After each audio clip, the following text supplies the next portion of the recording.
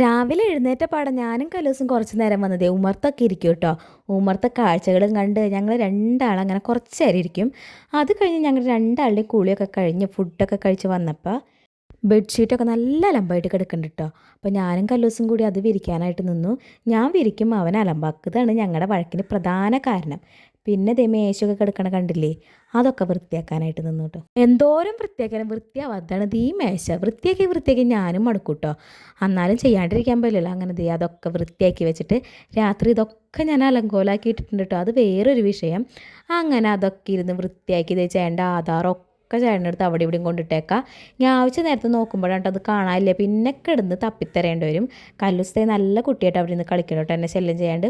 കുറേ നേരം കഴിഞ്ഞപ്പോൾ അവനും കിടന്ന് ഉറക്കായി. പിന്നെ ഞാൻ ഫുഡ് കഴിച്ച് പാത്രമൊക്കെ കഴുകി വെച്ച് അവൻ്റെ കൂടെ കുറച്ച് നേരം കിടന്ന് ഉറങ്ങിയിട്ട് നല്ല തലവേദന ഉണ്ടായിരുന്നു. അപ്പോൾ കുറച്ച് നേരം റെസ്റ്റ് എടുക്കാമെന്ന് വിചാരിച്ച് അവൻ്റെ കൂടെ പോയി കിടന്നു കേട്ടോ.